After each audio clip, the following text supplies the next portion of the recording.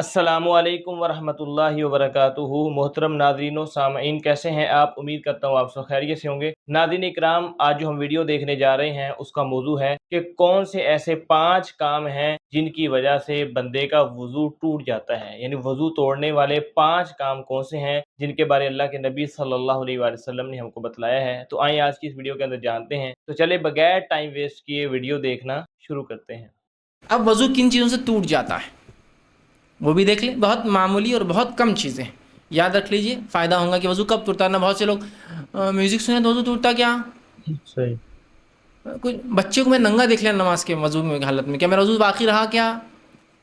مختلف چیزیں، میں نے فلاں کام کر لیا، سیمنٹ میں ہاتھ ڈال دیا، وضو میرا باقی رہا کیا؟ میں گیرے سے کام کرتا ہوں، آئل لگ گیا، وضو میرا باقی، مطلب کچھ بھی چیزیں۔ اب کن چیزوں سے وضو ٹوٹتا ہے بتا دیتا ہوں، باقی چیزوں سے سمجھ جائیے نہیں ٹوٹتا ہے۔ ٹھیک ہے، آئیے تو وضو کن کن چیزوں سے ناقص ٹوٹ جاتا ہے وہ باتیں ہم دیکھتے ہیں۔ پیشاب اور پیخانے کے راستے سے کچھ بھی نکل جاتا ہے وضو ٹوٹ جاتا ہے، کچھ بھی نکل جاتا ہے وضو ٹوٹ جاتا ہے۔ صحیح۔ کچھ بھی، پیشاب نکل گیا، پیخان نکل گیا، منی نکل گئی، مزی نکل گئی، ودی نکل گئی، ندی نکل گئی، اس کے علاوہ ہوا خارج ہو، کچھ بھی ہوا تو وضو ٹوٹ گیا۔ اب بہت سے لوگ بولتے ہیں پیشاب پیخانہ سمجھ میں آ رہا کہ ہم دھو لیتے ہیں، لیکن ہوا خارج ہو تو کیوں ٹوٹ جاتا ہے؟ اصول ہے کوئی چیز بھی خارج ہونے سے وضو ٹوٹ جاتا ہے۔ کچھ چیزوں کو صاف کرنا ہوتا ہے، کچھ چیزوں کو صاف نہیں کرنا ہوتا ہے، سمپل، اتنا ہی سادہ ہے۔ تو کوئی بھی چیز نکل جائے پیشاب اور پیخانے کے راستے سے تو آپ کا وضو ٹوٹ گیا۔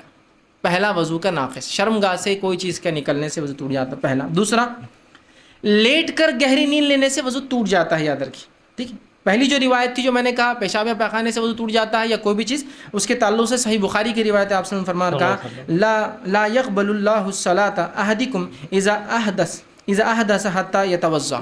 اللہ تعالیٰ اس شخص کی عبادت کو قبول نہیں کرتا، نماز کو، جس کو حدث کہتے ہیں، پیشاب یا پیخانے کے راستے سے کچھ بھی نکل جائے، نکلا ہو اور اس نے وضو نہ کیا، وہ قبول نہیں ہوتی۔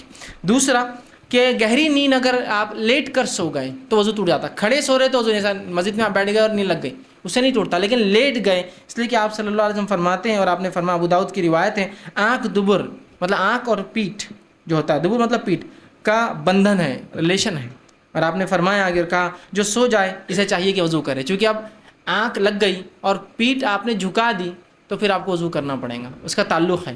اگر آپ سیدھے بیٹھے ہیں تو دیکھیے، اگر آپ سیدھے بیٹھے ہیں اور نیند لگ گئی تو آپ کی ہوا خارج ہونے کے امکانات بالکل نہیں ہوتے ہیں، بالکل۔ آپ اگر لیٹ گئے تو آپ ہو سکتا ہے کیا ہوا ہوگا آپ کو پتہ نہیں۔ تو نیند سے بذات خود وضو نہیں ٹوٹتا، نیند کی وجہ سے چونکہ آپ سیدھے نہیں تھے، لیٹ گئے، وضو ٹوٹ چکا ہوگا، ہو سکتا ہے، ٹھیک۔ تو دوسرا وضو ٹوٹنے کا یہ ہے۔ اسی طرح تیسرا، بے ہوشی یا نشہ یا جنون چڑھنے سے وضو ٹوٹ جاتا ہے، اس لیے کہ ان حالات میں آپ نے کیا کیا آپ کو علم نہیں، ہوا خارج کر دی ہوں گی، پیشاب پیخانہ نہیں کا آپ کو علم بھی نہیں ہوتا ہے، مجنون ہو گئے۔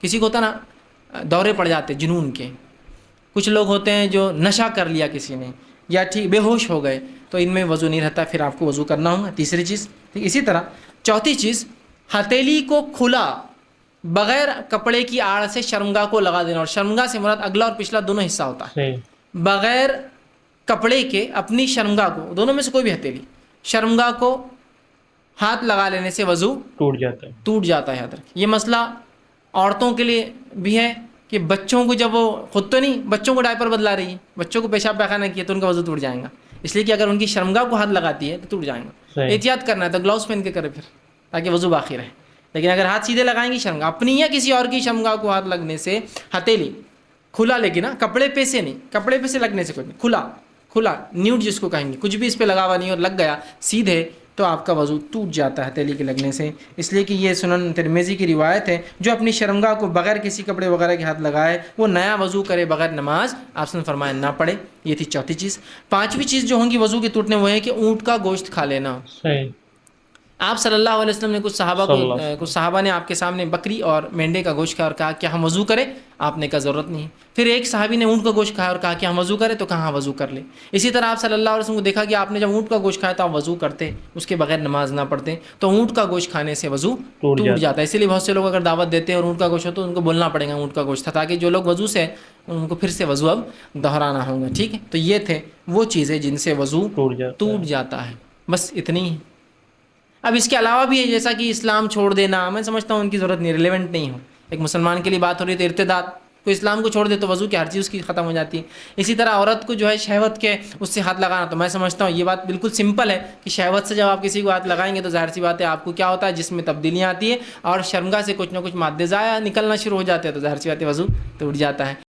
जी नाज़रीन और सामईन, एडवोकेट फैज़ सैयद साहब की वीडियो आपने देखी। उन्होंने बड़े अच्छे अंदाज के साथ समझाया कि 5 चीज़ें ऐसी हैं जिनके साथ वज़ू टूट जाता है, वो आपने सुन ली। इनके अलावा जो भी है, जो कुछ भी है, वज़ू उनसे नहीं टूटता। बहुत सारे लोग जो हैं गलती का शिकार हैं, ऐसा हो जाए वज़ू टूट जाता है, क्या गाली देने से वज़ू टूट जाता है, क्या कानों में गाने की आवाज़ पड़ जाए वज़ू टूट जाता है। यानी इस तरह की कोई भी गाली देना अपनी जगह गुनाह है, गाने सुनना अपनी जगह गुनाह है, म्यूज़िक का अपनी जगह गुनाह है, लेकिन इससे वज़ू नहीं टूटता। तो वज़ू किससे टूटता है? यही 5 चीज़ें हैं जो फैज़ भाई ने बड़े अच्छे अंदाज के साथ आपको बता दी। उम्मीद करता हूँ आपको वीडियो अच्छी लगी होगी। अगर वीडियो अच्छी लगी है तो वीडियो को लाइक कर दें, चैनल को सब्सक्राइब कर दें। इजाज़त दीजिए, अगली वीडियो तक के लिए खुदा हाफ़िज़।